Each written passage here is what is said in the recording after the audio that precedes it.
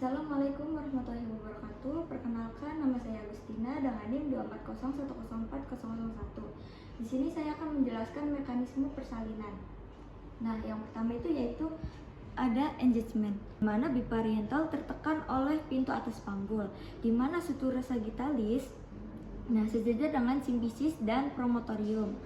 Nah, ini disebutnya dengan sinklitismus, sehingga karena adanya dorongan dari amnion, dorongan dari fundus, dan kontraksi uterus, jadi si kepala akan melalui descent atau penurunan.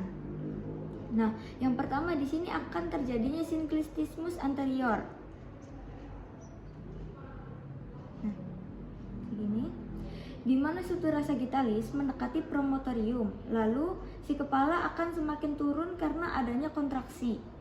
Nah, di sini juga akan terjadinya perubahan kepala mendekati simfisis dan lebih turun, ini disebutkan sinklitismus posterior. Nah, segini.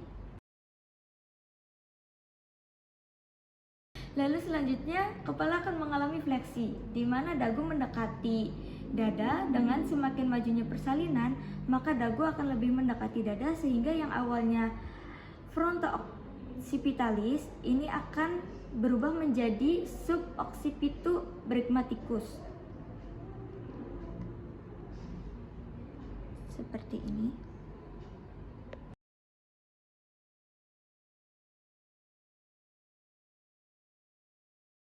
Nah, ini adalah ukuran terkecil dari kepala, dan si kepala sudah mencapai HOTS 3 atau os ischiadica. Lalu setelah itu putaran paksi dalam. Kemudian kepala akan mengalami putaran paksi dalam karena kepala bayi menyesuaikan dengan bidang sempit panggul. Jadi si kepala bayi akan memutar secara bersamaan antara kepala dan bahu.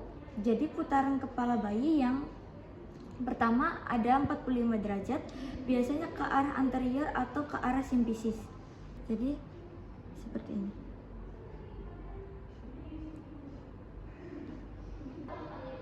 Dengan demikian, kepala bayi akan berputar 45 derajat ke depan, diikuti dengan bahunya, sehingga bahu berada pada diameter oblik dari pintu atas panggul. Ketika kepala ini sudah berputar di 45 derajat pertama, maka ubun-ubun kecil ini berada di jarum jam setengah 11 kalau punggungnya sebelah kanan. Nah, ketika ke punggungnya sebelah kiri berada di jarum jam setengah dua.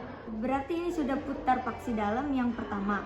Nah, si bahu berada pada posisi diagonal.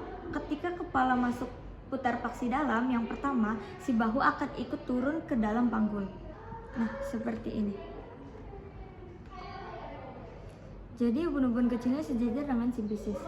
Selanjutnya, semakin majunya si kepala akan memutar 45 derajat yang kedua, sehingga ubun-ubun kecil akan berada tepat di bawah simfisis, tapi perputaran yang kedua tidak diikuti oleh bahu, sehingga subocciput sebagai hipomoklion atau titik putar.